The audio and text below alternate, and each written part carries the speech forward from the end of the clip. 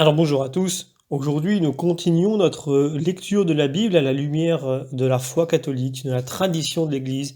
Et nous en sommes rendus au chapitre 2 du livre de l'Exode.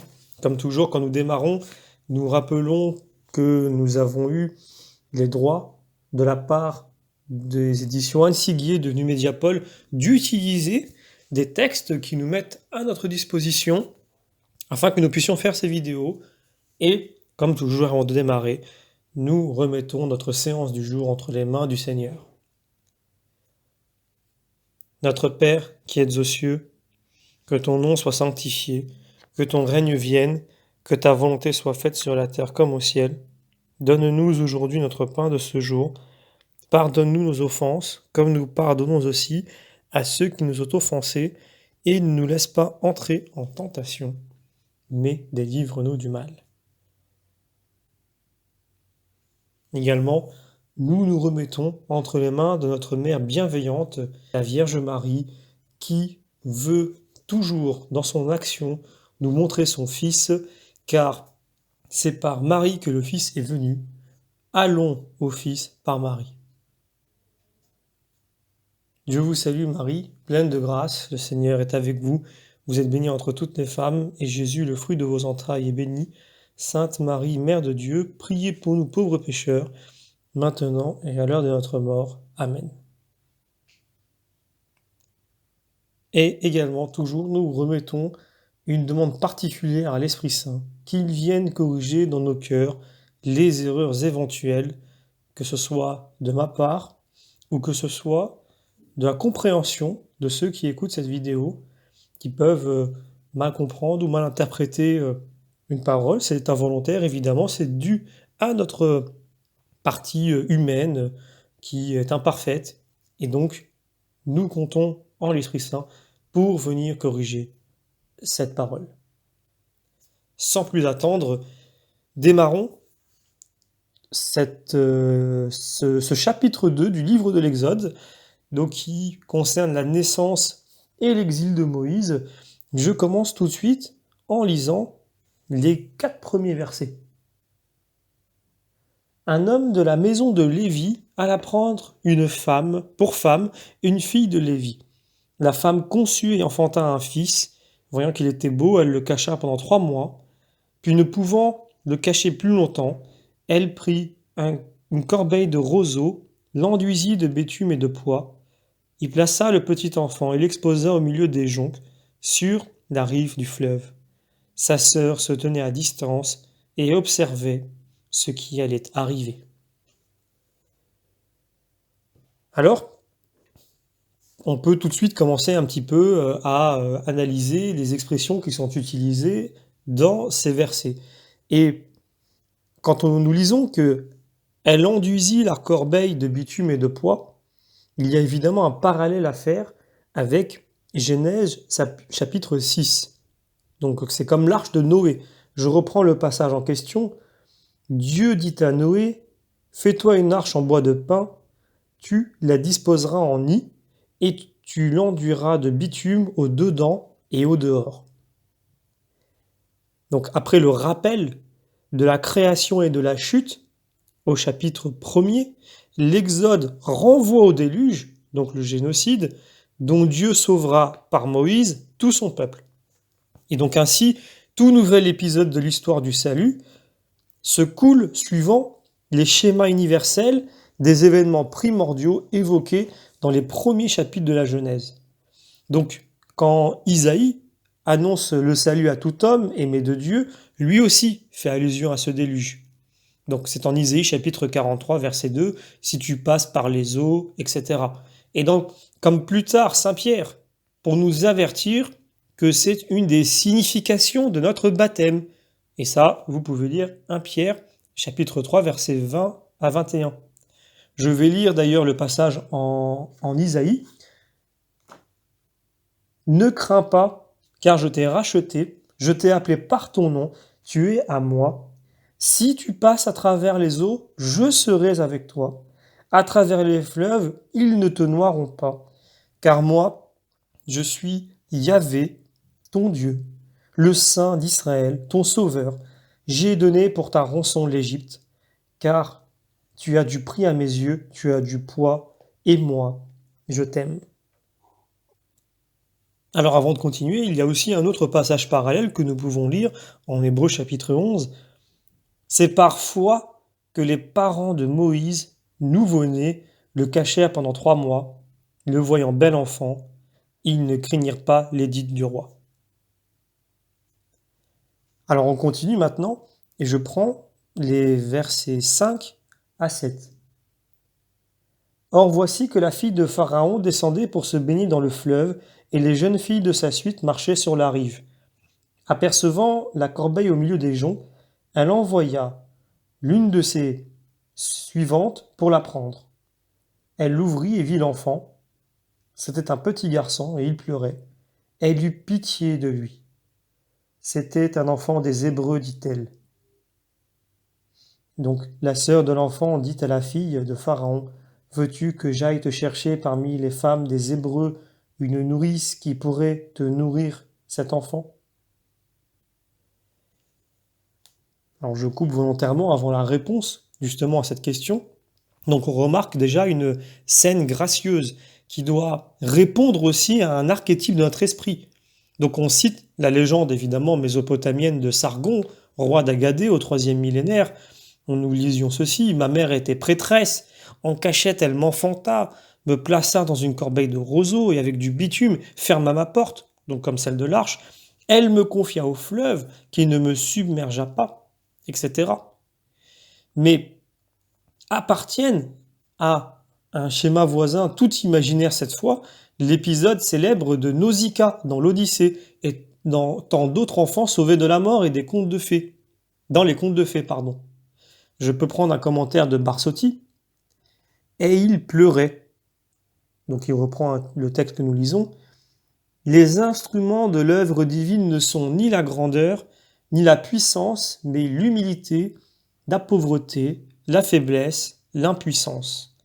Le monde, cet ennemi de Dieu, se dressera comme toute puissance opposée à la sienne, mais non contre la faiblesse, contre l'impuissance. En face de l'impuissance, lui-même est désarmé. Là, je continue et je prends les versets 8 à 10. La fille de Pharaon répondit, « Va. » La jeune fille alla donc appeler la mère de l'enfant. La fille de Pharaon lui dit, « Emporte cet enfant et nourris-le-moi. Je te donnerai moi-même ton salaire. » La femme prit l'enfant et le nourrit. L'enfant grandit, elle l'amena à la fille de Pharaon. Celle-ci l'adopta pour son fils et lui donna le nom de Moïse, disant, « C'est parce que je l'ai retiré des eaux. » Alors, nous pouvons prendre immédiatement un commentaire d'Origène. C'est plutôt une homélie qu'il fait. Et donc nous reprenons un texte de cette homélie. Je pense que la fille du Pharaon peut signifier l'Église, qui se rassemble des nations. Bien qu'elle ait un père injuste et impie, le prophète lui dit « Écoute ma fille, incline l'oreille, oublie ton peuple et la maison de ton père, car le roi a désiré ta beauté. » Elle est sortie de la maison paternelle et elle est venue vers les eaux pour être lavée des souillures qu'elle avait contractées dans la maison de son père. Aussitôt, elle acquiert des entrailles de miséricorde et elle a pitié de l'enfant. L'Église venue des nations trouve donc dans les roseaux Moïse abandonné par les siens et exposé.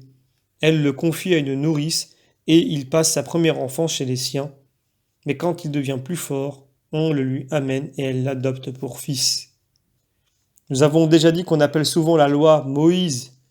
L'Église, venant aux eaux du baptême, a recueilli la loi pour l'introduire à la cour de la sagesse et dans les palais des rois. Cette loi a donc passé son enfance parmi son peuple. Mais quand elle rejoint l'Église, quand elle entre dans la maison de l'Église, Moïse devient grand et fort, car le voile de la lettre est écarté, et on trouve en la loi une nourriture parfaite. Alors je reviens simplement sur une expression que nous avons lue dans ce texte, Moïse retiré des eaux.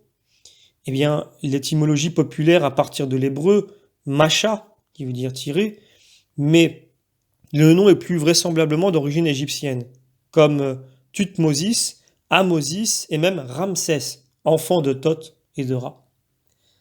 Alors je peux prendre aussi un texte parallèle, Actes chapitre 7, versets 21 à 22. Moïse fut exposé sur le fleuve, mais la fille de Pharaon le recueillit et l'éleva pour en faire son fils. Ainsi Moïse fut instruit de toute la sagesse des Égyptiens, et il était puissant en parole et en œuvre. Quand il eut 40 ans accomplis, il lui vint à l'esprit de visiter ses frères, les fils d'Israël. Il en vit un qu'on molestait, prit sa défense et vengea l'opprimé en frappant l'Égyptien. Il pensa que ses frères comprendraient, que Dieu par sa main leur apportait le salut, mais eux ne comprirent pas. Le lendemain, il parut au milieu d'eux quand ils se battaient et voulut les réconcilier. Vous êtes frères, dit-il, pourquoi vous faire du mal l'un à l'autre? Alors, donc, qu'est-ce que nous pouvons en conclure notamment? C'est que Moïse fut instruit de toute la sagesse des Égyptiens, comme Abraham de la civilisation dure auparavant. Je continue et je reprends maintenant de verset 11 tout seul. Moïse grandit. En ces jours-là, il sortit vers ses frères et il vit leur affliction, et il vit un Égyptien qui frappait l'un de ses frères hébreux. Alors, Moïse grandit. Donc il y avait déjà, au verset 10, l'enfant grandit. Donc de même par 2 fois, nous retrouvons en Saint Luc que l'enfant Jésus grandissait en sagesse, en taille et en grâce devant Dieu et devant les hommes. Alors, quel parallèle pourrions-nous faire? Eh bien, peut-être que ce parallèle semblerait fortuit s'il ne se vérifiait aussi entre Moïse sorti vers ses frères et l'incarnation du Fils de Dieu. Je suis sorti de Dieu et venu dans le monde. Jean chapitre 16, verset 28. Donc on voit là une double analogie. Donc à la perte des avantages de Moïse, adopté dans la famille même de Pharaon, correspond la kénose du Verbe, renonçant à sa condition divine pour partager notre condition servile, humaine. Et donc je peux prendre un commentaire de saint Cyril d'Alexandrie sur le sujet. Donc il reprend l'expression « Moïse adulte sortit vers ses frères ». Il commente « Saint Paul écrit « Quand fut venue la plénitude des temps, Dieu envoya son Fils. Le Verbe du Père se retira, pour ainsi dire, de la gloire divine, car, étant riche, il s'est fait pauvre, et il s'est anéanti. Il savait qu'il reviendrait vers le Père et serait assis à sa droite. Père, glorifie-moi de cette gloire que j'avais auprès de toi avant que le monde fût. » Donc le Verbe sortit vers ses frères, qui sont les fils d'Israël, car c'est à eux qu'appartiennent les promesses, et lui-même a dit « J'ai été envoyé aux brebis perdues de la maison d'Israël. » Ensuite, nous avons cette expression qui est toujours au verset 11. « Il vit leur affliction ». Donc c'est quand Moïse grandit. En ces jours-là, il sortit vers ses frères et il vit leur affliction. Alors, si assimilé soit-il à la vie égyptienne, devant l'injustice, Moïse retrouve finalement ses origines comme tant d'autres juifs de notre temps encore. Donc on peut lire de l'auteur Bernard Lazare, « J'ai passé, j'ai médité, j'ai vu, je suis juif, j'ai refait mon âme. » Donc évidemment, c'est quelque chose qui est naturel à l'homme, on finit par revenir au sien, surtout face à des événements comme cette injustice à laquelle assistait Moïse. Je continue, je prends maintenant les versets 12 à 14. Il se tourna ici et là, et ne voyant personne, il tua l'Égyptien et l'enfouit dans le sable. Le lendemain, il sortit encore, et voici que 2 Hébreux se battaient. Il dit à l'agresseur, « Pourquoi frappes-tu ton compagnon ?» L'autre répondit, « Qui t'a constitué chef et juge au-dessus de nous? Veux-tu me tuer comme hier tu as tué l'Égyptien ?» Moïse, effrayé, se dit, « Certainement la chose est connue. » Alors, quand ils disent « Il tua l'Égyptien », c'est encore un recommencement de la Genèse. Donc au début de l'Exode aussi, il y a le meurtre. Sans doute, Moïse n'est-il pas qu'un. Le motif n'est plus l'égoïsme, mais le secours de son frère. C'est l'excuse ou le prétexte du terrorisme. Pour secourir l'opprimé, on tue l'oppresseur et parfois aussi l'innocent du même coup. Mais la fin ne suffit pas à justifier les moyens, et la violence engendre la violence. Même les frères hébreux de Moïse continuent à se battre entre eux et répliquent violemment à sa tentative d'apaisement. Qui t'a fait chef, pouvons-nous lire. Ils ont raison. Le meurtre n'habilite pas à prendre le pouvoir. C'est Dieu même qui, au chapitre suivant, chargera Moïse de sa mission.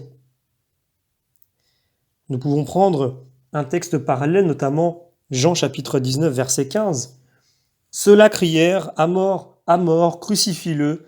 Et Pilate leur dit, crucifierai-je votre roi? Les princes des prêtres répondirent, nous n'avons pas de roi en dehors de César. Alors, la douceur non plus ne suffit pas. Et même si au lieu de tuer, il va donner sa propre vie, le Christ se voit lui aussi dénier le titre de roi, que pourtant il savait avoir de droit. Il faudra que le Père l'habilite lui aussi par sa résurrection des morts. Je continue et je prends maintenant le verset 15. Pharaon apprit l'incident et il cherchait à faire périr Moïse. Celui-ci s'enfuit de la présence de Pharaon et séjourna dans le pays de Madian. Il s'assit près d'un puits. Donc nous lisons, il s'enfuit, séjourna, s'assit près d'un puits, et ce n'est pas sans nous rappeler Jacob. Je vais lire le passage en question. Genèse chapitre 29. Jacob arriva au pays des fils d'Orient. Il y avait un puits dans la campagne, et la pierre était grande sur l'orifice du puits. Tous les troupeaux se rassemblaient là. On roulait la pierre de dessus la bouche du puits, on abreuvait les bêtes, puis on remettait la pierre en place sur la bouche du puits. Dès que Jacob vit Rachel, il s'approcha, roula la pierre de dessus la bouche du puits et fit boire les brebis. Alors, on peut évidemment faire un anachronisme, puisque nous savons que Jésus aussi est allé au puits de Jacob. Quand nous lisons notamment en Hébreux chapitre 11, verset 24, je vais lire ce verset-là et les suivants.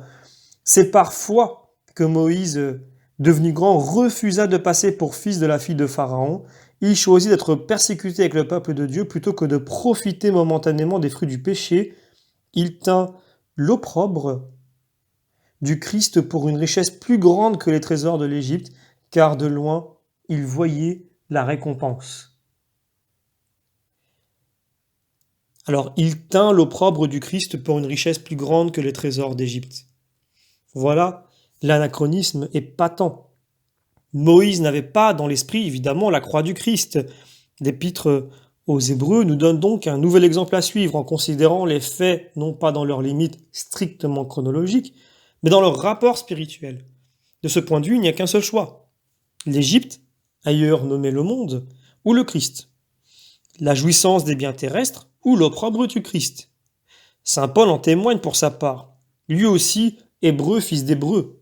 Tout ce qui était pour moi un avantage, écrit-il aux Philippiens, je l'ai regardé par rapport au Christ, comme étant pour moi un détriment.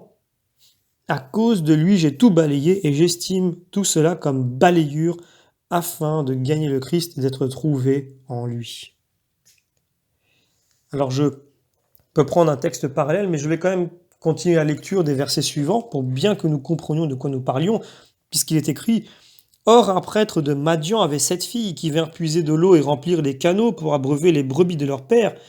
Mais des pasteurs survinrent et les repoussèrent. Moïse se leva, prit la défense des jeunes filles et abreuva leurs troupeaux. Quand elles revinrent chez Réuel, leur père, il leur dit « Pourquoi revenez-vous si tôt aujourd'hui ?»